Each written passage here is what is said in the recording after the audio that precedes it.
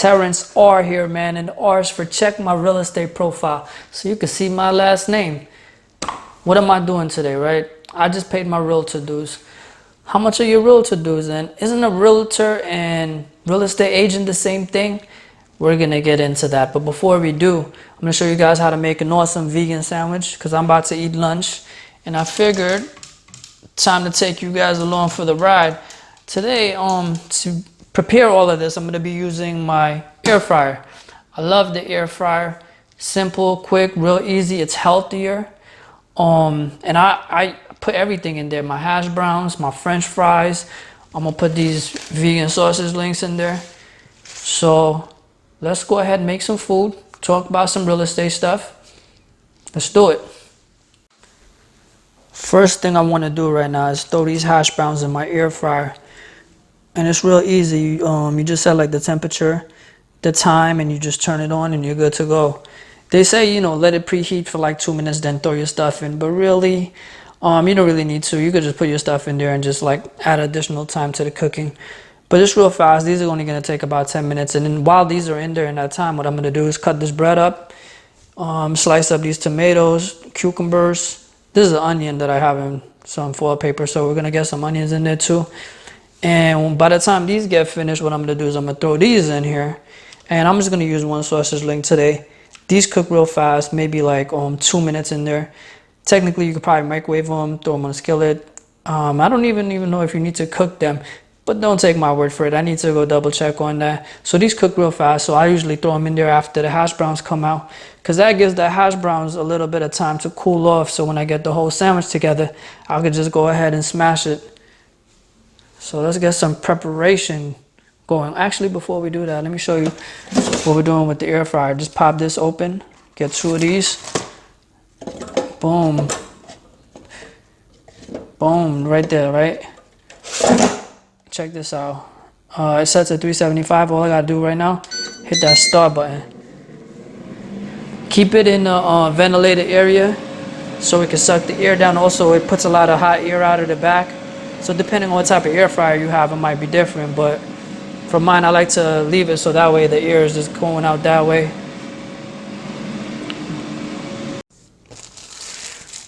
Pause the air fryer real quick so I could, because it's kind of loud, so I could show you how I cut the bread for this. So what I like to do is I like to cut this in half and then cut the halves in half and make 4 pieces.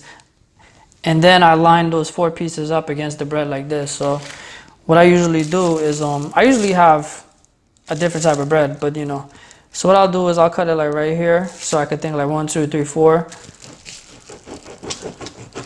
And we don't do slices. So now after I have that cut, I cut it from the top like this.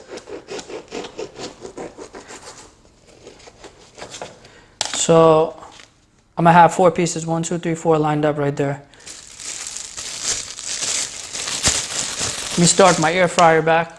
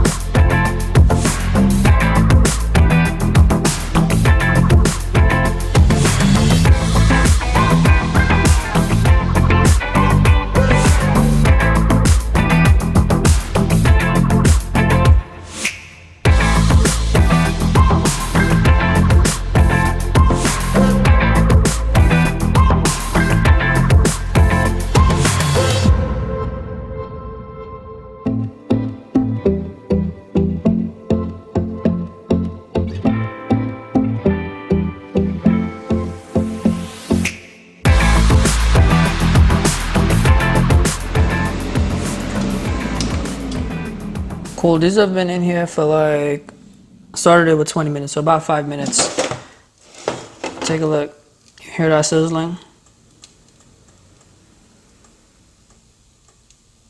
So what I'm gonna do is, I'm gonna flip, just kidding, that's gonna be hot. Let's use this knife. I'm gonna flip these and shake it up. Throw it in there for another 5 minutes.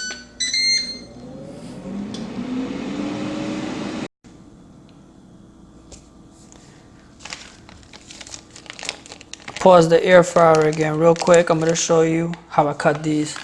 So keep in mind, there's no meat in here. These are vegan, so you don't have to be too concerned about a lot of things that you would be if it was meat. So this is how I cut these. I cut these into 4. So what I do is I start by cutting it in half. Cool, cut in half. Then I flip it and I cut it down this way.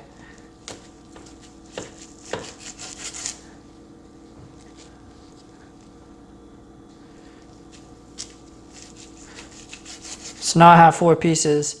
So as soon as I take the hash browns out, what I'm gonna do, throw these in there for a few minutes and then just start putting my sandwich together. And once these come out, I'll have my sandwich all together.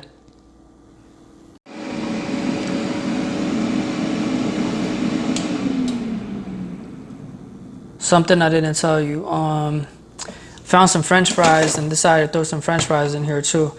French fries aren't gonna be done, so I'm gonna take these hash browns out though. They've been in there for about 9 minutes and about 9 minutes, but they're brown and they're nice and crispy, like these little tongs, right? It's cool. So take these out. I like to take them out and let them rest because they're really hot inside. So let's get these out of there. Put them in a plate. Shake these fries up a little, and let's move it to the side. I'm gonna leave the fries in for like 2-3 minutes before I throw those Italian sausage links in here. We're all prepared, we're all ready to go. We're gonna have a good sandwich.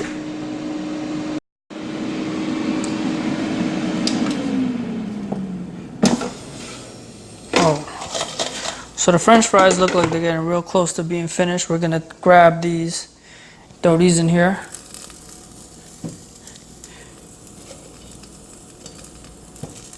Let them all mingle.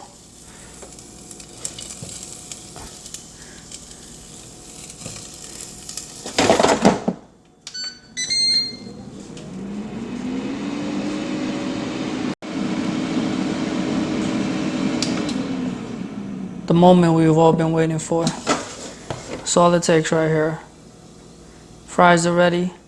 Sausage links are ready. So I'm gonna take them out and we're gonna put this sandwich together. I'm gonna show you how to do it.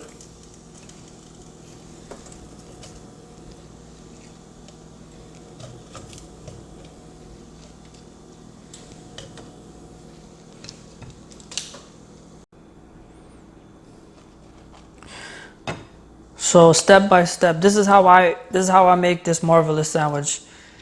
First of all, let's move this over to the side real quick. So the first thing that I put is hash brown, right? Now let me show you why I cut these into 4. So what I'm gonna do, put one that way, put one this way, put one that way, put one this way. There we go. Now, the second hash brown right here. And the reason why I do it this way is so it prevents all the other items from slipping off of the sandwich. And now I layer up some tomatoes. Tomatoes, if you don't like tomatoes, you don't have to put tomatoes. I like them. So we got some tomatoes, cucumbers, right? The onions. So we have hash brown, vegan sausage link, hash brown, tomatoes, cucumbers, onions. Second slice of bread. I get the salsa, shake it up.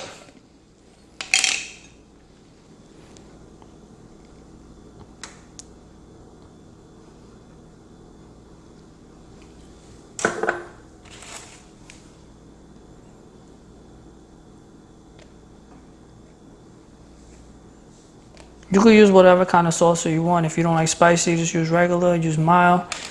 And then top it on top of the sandwich, push it down a little bit, and there you go. Let's get to the fries. The fries just came out of the air fryer, so we're all ready to eat right now.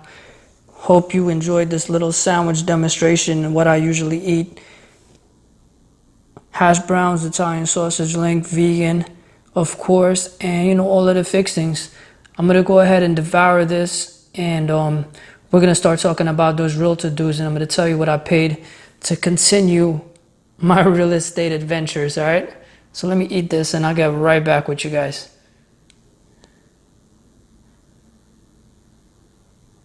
Let's get a bite of this sandwich. I know you're wondering, like, yo, how do you even bite this big ass sandwich?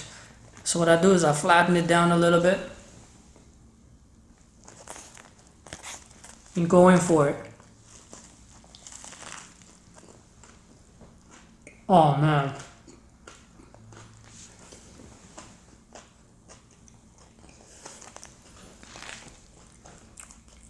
I love the crunchiness of like the hash browns with the crunchiness and texture of the sausage and the freshness of all the veggies. So good. French fries.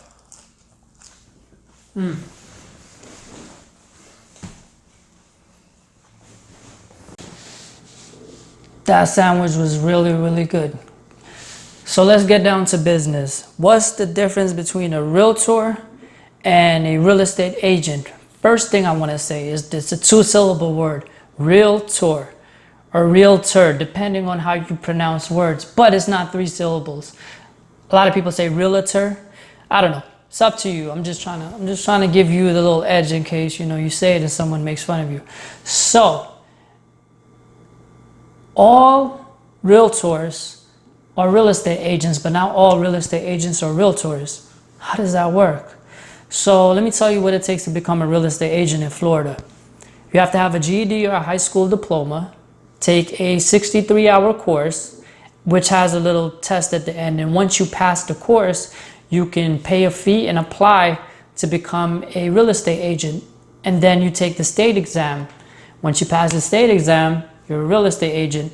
After you find a broker and you can work under a broker. So to get to that next step to become a realtor, you have to be a part of the National Association of Realtors. Realtor is a trademark word that once we pay our dues and we become a part of this association, we could use that word in our profiles. We could use that word to describe ourselves, and it like puts us in a like just like in a more professional setting, because we have a higher code. We have a code of ethics that we follow in the way that we do business, in the way we present ourselves, the way we talk to people. Just being truthful in our businesses and our listings. We always want to maintain our trust with different people that we work with, not just the other real estate agents, but also the people that come to us that want to help us list their homes and buy homes. Once we become part of the National Association of Realtors, we get access to the multiple listing services. So let me tell you what that is. You probably might have heard people talk about the MLS. So the MLS is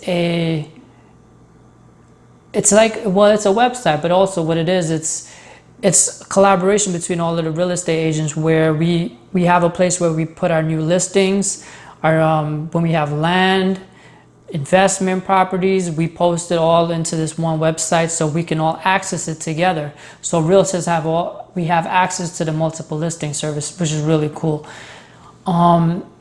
We have to have continuing education. So in the National Association of Realtors, we always have more education. We have classes we can take. We have a lot of support. It's a very, very close-knit community. We all like to help each other out. Another cool thing, let me show you this. This is really cool. Let me cover my address, but I get this magazine every month for realtors. And one of the cool things about it is that I'm able to find out how the market is doing. I'm able to find out about different things that's going on in the real estate environment that I can use to help people that want to work with me. So if you are in the market, or if you're just thinking about who should I contact, who should I use, a real estate agent or a realtor, use a realtor. give me a call. My information is down below. And you can go on Google, you can just go ahead and do a little bit more research and find out some more information, because there's a lot of things that I've left out. But I just wanted to give you a quick information, a quick lesson on what the difference is, and what is a realtor and what is a real estate agent, and how the two of them mesh and how the two of them are related. So I hope this helps. I hope this answered a few questions. If you have any other questions, just leave me a comment down below. Contact me on some of my websites that I'm going to leave that. All that information is going to be in the description. As always, Terrence R. I'm out.